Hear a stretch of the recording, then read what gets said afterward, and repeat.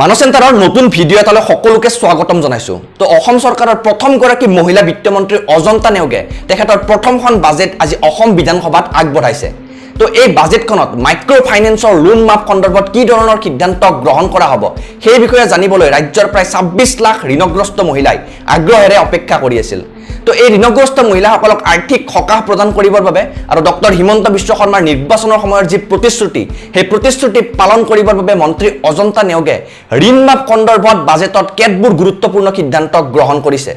তো এই ঋণ মাফৰ বিষয়টো কি ধৰণে বিবেচনা কৰা হ'ব সেই বিষয়ত বাজেটত কি ধৰণৰ কথা উল্লেখ কৰা হৈছে সেই গোটেইখিনি বিষয় মই আপোনালোকক এই ভিডিঅ'টোৰ জৰিয়তে জনাম, গতিকে সম্পূৰ্ণ ভিডিঅ'টো শেষলৈ চাই থাকিব।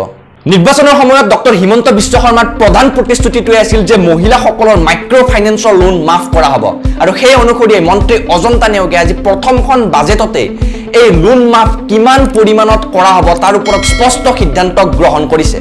তো ইয়াৰ পূৰ্বে মুখ্যমন্ত্ৰী ডক্টৰ হিমন্ত বিশ্ব শৰ্মাই এই লোন মাফৰ বিষয়টো বিবেচনা কৰি ঋণগ্ৰস্ত মহিলাসকলক তিনিটা শ্ৰেণীত বা তিনিটা ভাগত ভাগ কৰিছিল।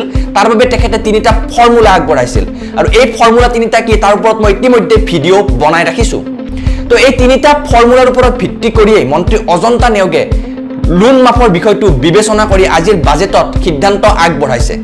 তো মন্ত্ৰী অজন্তা নেওগে ঘোষণা কৰা অনুসৰি ঋণগ্ৰস্ত মহিলাসকলক তিনিটা শ্ৰেণীত ভাগ কৰা হৈছে। তাৰ প্ৰথম শ্ৰেণীত সেইসকল মহিলা অন্তৰ্ভুক্ত হ'ব যিয়ে নিয়মিতভাৱে তেওঁলোকৰ লোনসমূহ পৰিশোধ কৰি আছে, তেওঁলোকৰ যি কিস্তি সেই কিস্তিসমূহ নিয়মিতভাৱে পৰিশোধ কৰি আছে।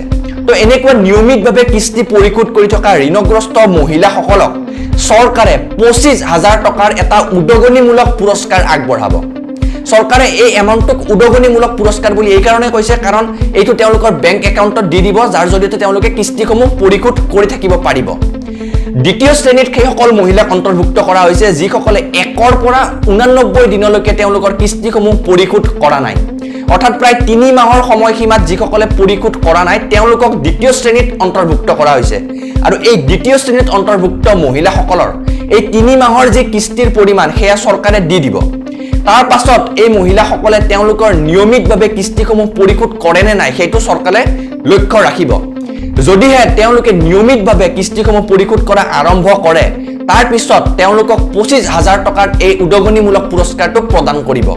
অৰ্থাৎ প্ৰথম শ্ৰেণীত যিসকলে নিয়মীয়াভাৱে পৰিশোধ কৰি আছে তেওঁলোকক পোনপটীয়াভাৱে 25,000 টকা দিব, আৰু দ্বিতীয় শ্ৰেণীত যিসকলে 3 মাহ কিস্তি পৰিশোধ কৰা নাছিল তেওঁলোকক প্ৰথমতে 3 মাহৰ কিস্তিটো দিব, আৰু তাৰ পিছত যদি তেওঁলোকে নিয়মিতভাৱে পৰিশোধ কৰা আৰম্ভ কৰে তেতিয়া 25,000 টকাৰ সাহায্যটো আগবঢ়াব।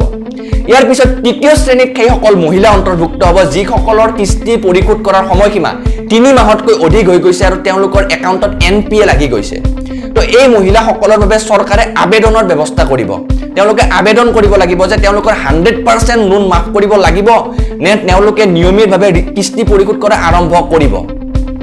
যিসকলে তেওঁলোকৰ 100% লোন মাফ কৰিবলৈ আবেদন কৰিব তেওঁলোকৰ 100% লোন মাফ কৰা হ'ব, আৰু তাৰ পাছত তেওঁলোকে কোনো ধৰণৰ ঋণৰ বাবে আবেদন কৰিব নোৱাৰিব বা তেনেকুৱা সুবিধাসমূহ নাপাব।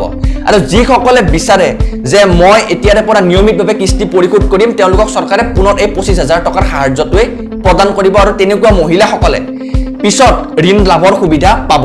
তো বেসিক্যালি এই তিনিটা ফৰ্মুলাৰ অধীনতে চৰকাৰে সিদ্ধান্ত গ্ৰহণ কৰিলে আৰু এককালীন 25,000 টকাৰ সাহায্য প্ৰদান কৰা হ'ব বুলি আজিৰ বাজেটত উল্লেখ কৰা হৈছে। গতিকে চৰকাৰৰ ফালৰ পৰা এই 25,000 টকাটো আপোনালোকে কেতিয়া লাভ কৰিব সেই বিষয়ে ফাইনেল নটিফিকেশ্যনখন অহাৰ পিছতহে গম পোৱা যাব। লগতে দ্বিতীয় শ্ৰেণীৰ যিসকল মহিলা তেওঁলোকৰ 3 মাহৰ সময়সীমাটো কোনটো মাহৰ পৰা বিবেচনা কৰা হ'ব সেইটো ফাইনেল নটিফিকেশ্যনখন অহাৰ পিছতহে গম পোৱা যাব।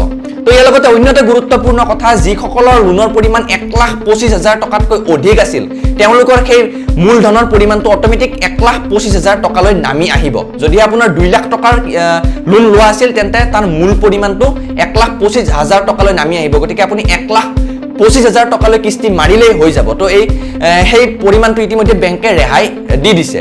তো এই ভিডিঅ'টোত ইমানখিনিয়ে। আপোনালোকে যদি ভাল পালে তেন্তে লাইক কৰিব আৰু আহিবলগীয়া নতুন ভিডিঅ'বোৰৰ বাবে চেনেলটো ছাবস্ক্ৰাইব কৰি ৰাখিবলৈ নাপাহৰিব।